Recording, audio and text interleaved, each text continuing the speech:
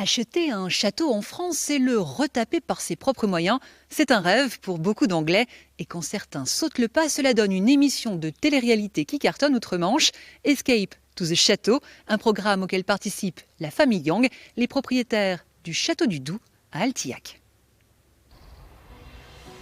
C'est l'un des joyaux de la vallée de la Dordogne. Érigé en 1904, le château du Doubs fut tour à tour une colonie de vacances et un hôtel avant d'être racheté en 2009 par la famille Young. Bienvenue à notre château du Doubs. Une famille très à l'aise devant les caméras et pour cause, ils participent à cette émission de télé-réalité anglaise un peu particulière. À travers la France, il y a des milliers de beaux châteaux, beaucoup oubliés et abandonnés.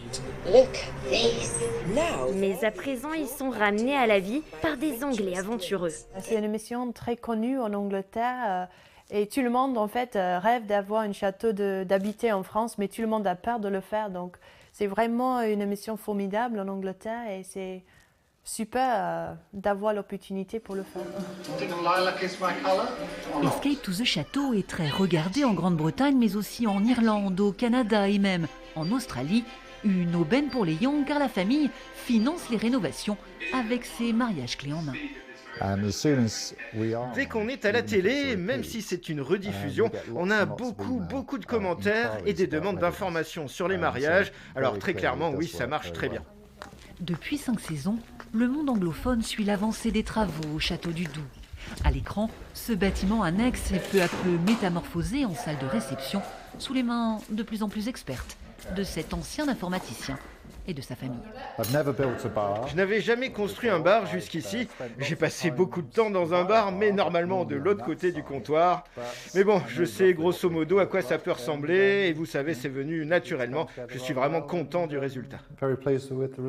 2 jours de tournage tous les 2 mois, l'émission pousse à faire des travaux, mais aussi à surpasser les autres châtelains de la série. Je pense que sans l'émission, nous n'aurions pas fait le parquet de danse, mais comme aucun des autres châteaux n'en a encore, on est très contents et on espère que nous autres l'aimerons aussi. Et à ce rythme, le château est presque entièrement restauré. On a essayé de tout réparer. Donc mon père, il a passé peut-être 3 semaines que pour penser l'escalier. On a fait beaucoup de couches de vernis.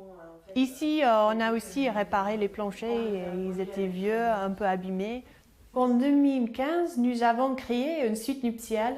On a dû refaire un peu l'électricité, le placo, le papier peint. C'était beaucoup de travaux, mais nous sommes tellement contentes avec le résultat.